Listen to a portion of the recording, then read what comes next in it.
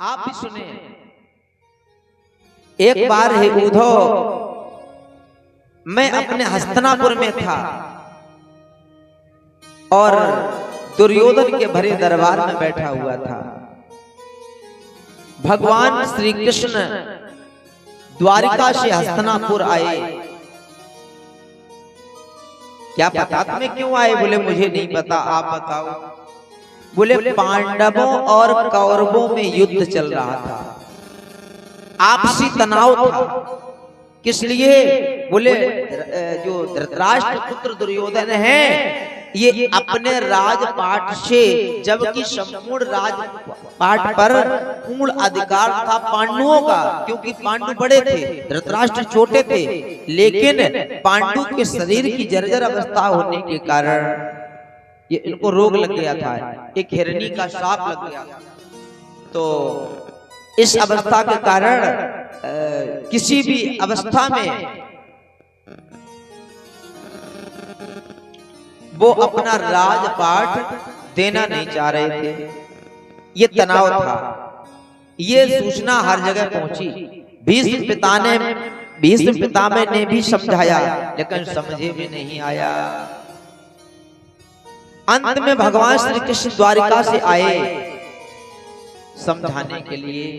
तो जैसे ही आए तो सब लोगों ने उसका उत्कर स्वागत किया भगवान कन्हैया का। मैंने देखा वो सुंदर श्याम सुंदर कन्हैया जी आए हैं, मैंने भी उनका सम्मान किया।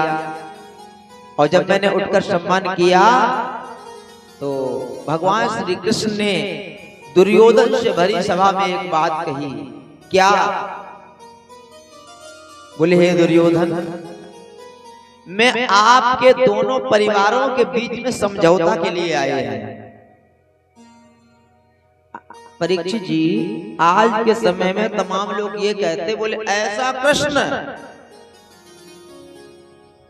जो परिवार को लड़वा दे, महाभारत करवा दे, वो केवल इतना ही जानते हैं, लेकिन उन्हें ये नहीं पता है कि संधि प्रस्ताव भी लेकर के कोई गया था।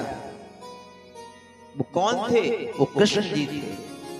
संधि प्रस्ताव लेकर के गए और कहा कि हे दुर्योधन, मैं दोनों भाइयों को, दोनों परिवारों को एक साथ देखना चाहता हूँ। मैं नहीं चाहता हूँ कि आप लोगों आपस में लड़ाई भिड़ाई करो, क्योंकि दुनिया के लोग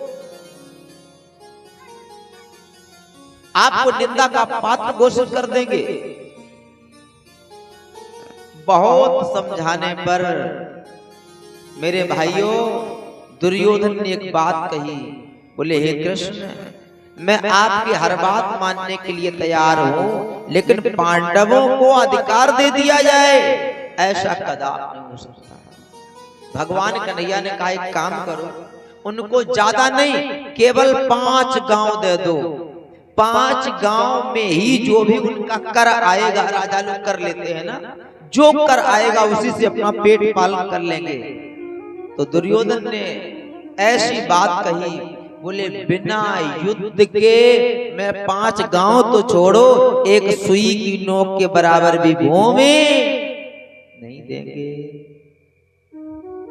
भगवान कन्हैया ने तो कहा कोई बात नहीं, फिर जो होगा सो देखो। क्या होगा? युद्ध होगा। दुर्योधन ने तुरंत आवाज लगाई, भीतरे रसोइयो लाओ, भगवान कन्हैया को भोजन खिलाओ।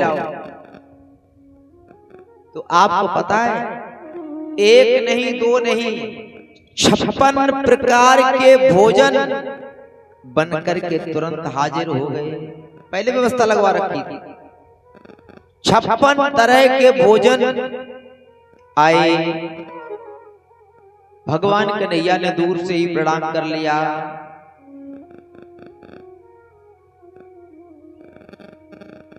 भगवान कन्हैया ने दूर से ही प्रणाम कर लिया। बोले ठीक है, हमें भूख नहीं है। दुर्योधन ने कई बार कहा,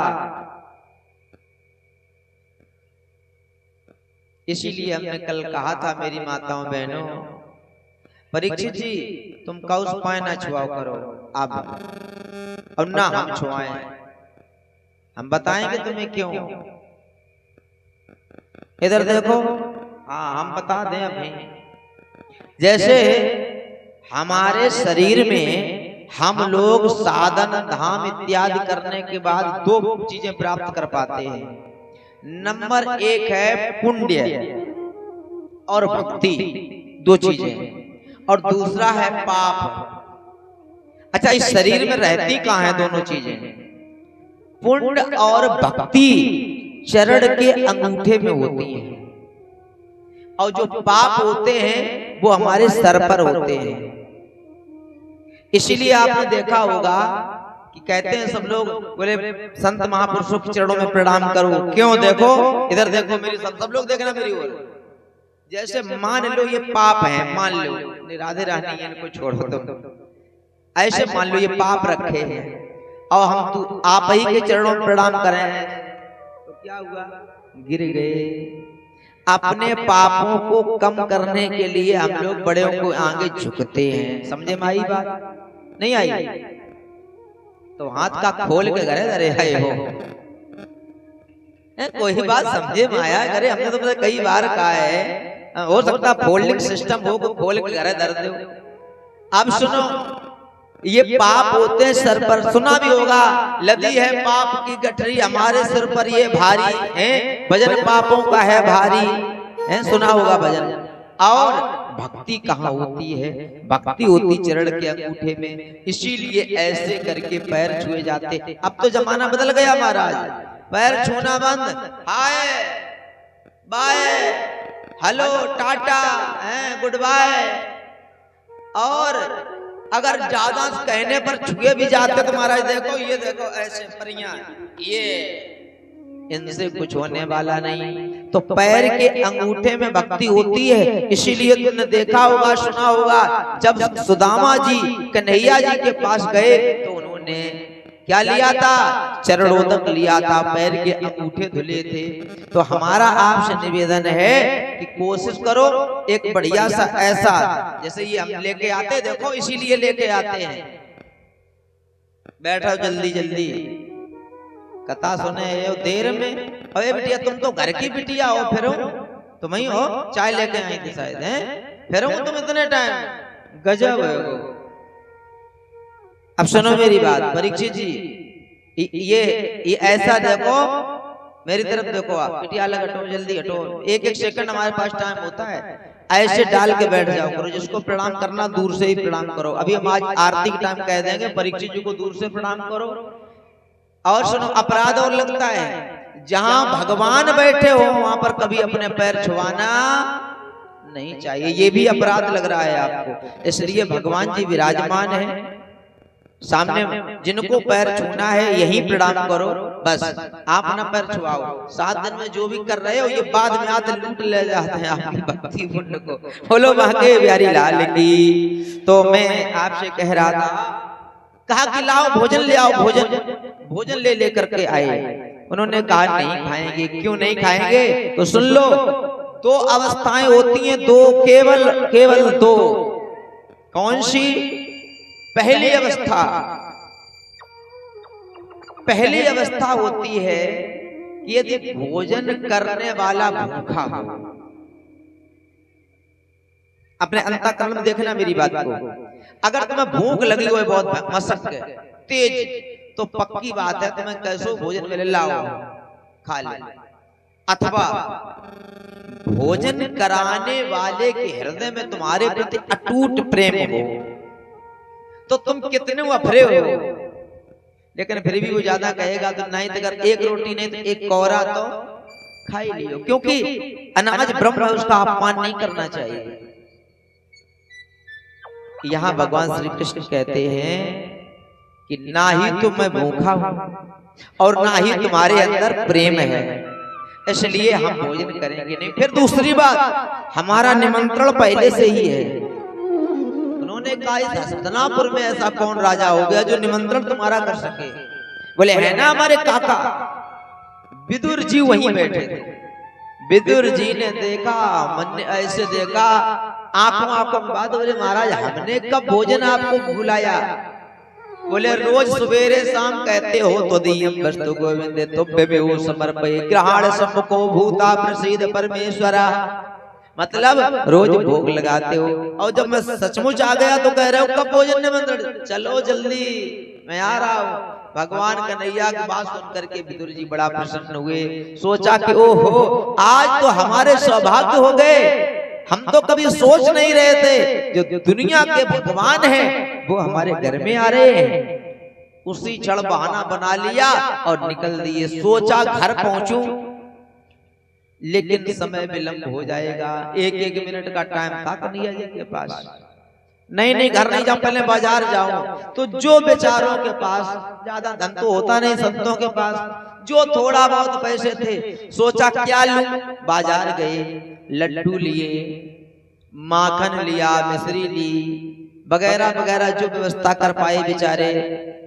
सोचा जल्दी लेकर के पहुंचूं, विदुरानी को जाकर के दूंगा और विदुरानी भगवान के लिए भोग लगाएगी, बनाएगी और सजा करके खिलाएगी।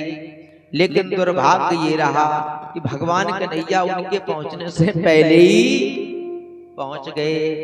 अच्छा स्थिति ये थी कि उस दिन विदुरानी मैया का स्वास्थ्य ठीक नहीं था। विदुरानी मैया का स्वास्थ्य ठीक नहीं था, फलस्वरूप वो देर में उठ पाई और स्नान कर रही थी। दैनिक दिनचर्याओं से निवृत्त होने के बाद स्नान कर रही थी। और स्नान करते समय सारे वस्त्र गीले हैं। और कहाँ कर रही थी, पहले घर में ही व्यवस्थाएं हुआ करती थी, कुएं से जल भरा जाता था और व्यवस्थाएं घर में होती थी। अच्छा विदुर जी का घर महल नहीं था, कैसा था बताऊं, बहुत बड़ा सा बंगला रखा था और बंगले में एक बहुत बढ़िया दरवाजा भी था। अब बंगले का दरवाजा आप जान सकते हो, लोहे का स्टील का गेट नहीं होएगा। जैसे ये सामने जो बना लगी है ना घास फूस की, इसको आप यहाँ क्या कहते हैं मुझे नहीं पता, लेकिन हमारे यहाँ इसको टटैया बोलते हैं। टटैया, अलग अलग भाषाएं, कहीं इसको कुछ कहते हैं। तो टटैया लगी। कन्हैया जी ने ऐसे देखा और आवाज दी, टटैया को हिलाया जुलाया, भीतर से आवाज आई, कौन? बोले मैं हूं द्वारिकाधीश कन्हैया। अरे विदुरानी ने जैसे ही वो मधुर आवाज सुनी, परीक्षित जी ये मेरे ठाकुर जी की कथा है, मेरे प्राणधन की कथा है। जैसे आवाज सुनी वो मधुर आवाज, विदुरानी प्रसन्न से उछल पड़ी, अरे मेरे कन्हैया आए हैं, भाग पड़ी। ये तक नहीं देखा कि हमारे शरीर में वस्त्र कितने हैं कितने नहीं। भीगे वस्त्रों में पहुंची और जैसे पहुंची तो वो हटाई टटैया, देखा क्या वो सुंदर श्याम सुंदर मेरी कन्हैया खड़े हैं। कितने सुंदर है ए माताओं, कितने सुंदर पता। जब भगवान जी का ये वांगमय स्वरूप ये रखा है, देखिए ये कितने सुंदर लग रहे हैं। और जरा सोचो जब सचमुच होंगे तो कितने सुंदर लग रहे हैं। क्या मधुर मुस्कान, मोर मुकुट, बंसी यहाँ कुर्सी हुई है पीतांबरी में, घुंघराली लट, ऐसे देख करके उस रूप माधुरी को देख करके आज हमारे विदुरानी जी बिल्कुल मोहित हो गई। विदुर जी तो बाजार में है, विदुरानी जी बिल्कुल मोहित हो गई और ऐसे ही देख रही हैं। कन्हैया ने कहा मैया, कहा भयो, पहली बार आयो हूं तुम्हारे दरजोरे, थोड़ा अंदर लेके चलो। भूल गई, ऐसे पकड़ा हिलाया, मैया चौकी क्या हुआ, क्या हमको बाहर ही खड़ो रखे हो, अंदर नहीं ले चले हो। लाला मैं तो भूल गई थी। आओ हाथ पकड़ा ले गई, कहा भीतर। अब कहाँ बैठा ले, सोफा वोफा तो थे नहीं, ना कुर्सियां चलती थी, पहले पटा चलते थे, पटा और कढ़ैया यही चलते थे ना। अब एक पटा उठाया, कहाँ बैठा लूं, कहाँ बैठा लूं, कहीं इस कोने में रखती है, कहीं हाथ भी पकड़े पटा भी लेके इस कोने में, कहीं उस कोने में। परीक्षित जी कम से कम 10-5 मिनट तो नाच नचवा दो मेरे बिहारी जी को। उधर न देखो ए भैया, पुरानी साड़ी पहने नहीं नहीं पहने, मेरी तरफ देखो। हाँ हाँ मेरी तरफ देखो। हाँ तमाम तो माताएं मैंने साड़ी देख लो चक्कर में आती हैं। हाँ मैं पता है, भी पुरानी पहन के आई हैं, सिंपल वाली जो गर्मियों में पहनी जाती वो। तो सुनो, नाच नचवा दिया नाच, और जब नाच नचवाया मतलब यहाँ वहां, और लास्ट में बीच आंगन में पटा रख दिया, और रखने टाइम भूल गई बेचारी मैया, पटा रख दिया, उल्टा कहा बैठो। भगवान कन्हैया प्यार से बैठ गए और मैया भी सामने बैठ गई। काफी देर तक फिर देखती रही देखती रही देखती रही। कन्हैया बोले मैया का देखती रहोगी, कछु खाए हुए पीवे को ना है मेरे लिए। अरे लाला मैं तो भूल गई, भाग के गई, देखा घर में कुछ केले रखे, एक डलिया में केले रखे, भाग के लाई। ऐसे देखो महाराज, ये भाव भक्ति की बात है। केला लिया, उसको छीला, और छील करके भूल गई, और वो गूदा अंदर का तक फेंक दिया है, और केला दे दिया, केले के चिकला दे दिया, लो प्रभु खाओ। कन्हैया जी ने भी पकड़ा और प्यार से खाने लगे। एक नहीं महाराज, दो नहीं, कम से कम दर्जन भर खा गए। छेला का चिकला अंदर और केला बाहर पड़े। उसी क्षण हमारे उद्धव जी की जो बात हो रही है, विदुर जी कह रहे हैं कि हे उद्धव, उसी समय में बाजार से वो सामान लेकर के आया, थोड़ा मिश्री, थोड़ा माखन, थोड़ा लड्डू वड्डू वगैरह लेके आया। सोचा कि पहले विदुरानी को बुलाऊं, मेरा कन्हैया आता होएगा, निश्चित रूप से मैं दरवाजे पर खड़े होकर के स्वागत करूंगा। अरे विदुरानी विदुरानी भाग के आओ, जरा ये सामग्री तो ले जाओ। अब भीतर से कोई आवाज नहीं आ रही है। क्यों? क्योंकि विदुरानी का सारा ध्यान भगवान में समाहित हो चुका है, और भगवान का सारा ध्यान समाहित है कहाँ? अपने भक्त में। प्रेम का बंधन बन गया, कोई सुनाई नहीं। विदुर जी बड़ा नाराज हुए, भाग के आए, क्या सो गई है? देखा देखा क्या, जिनके स्वागत के लिए खड़े रहना चाह रहे थे दरवाजे पर, वो उल्टे पट्टा पर बैठे छिक्कल खा रहे हैं। आह, क्रोध आ गया। अरे विदुरानी तुझे लाज नहीं आती है? तुरंत उसको पकड़ा, झकझोरा। अरे कहा तुझे लाज नहीं आती है? अरे देख तो पहले कन्हैया आए, कन्हैया जिनकी तू रात दिन पूजा सेवा करती थी, जिनके रात दिन तू नाम जाप करती थी, वो कन्हैया को तू छिक्कल खिला रही है, केला बाहर। अरे देखा मुझे अपराध हो गया। अब जो अंगला केला छीला, छिक्कल फेंका, गूदा खिलाया, कन्हैया जी के आंखों में आंसू आ गए। क्या कहूं, सुमेरपुर के वासियों, आंखों में आंसू आ गए और कहने लगे, विदुर जी बहुत दिनों में ऐसा प्रेम का भोजन मिला था। मुझे याद है मैया शिवरी ने एक बार द्वापर युग में हमें बेर खिलाए थे, वो भी झूठे कर करके, कौन मीठा है कौन खट्टा, मीठे खिलाती थी, खट्टे फेंक देती थी। और वही प्रेम आज मुझे मिल रहा, तुम कहां से आ गए?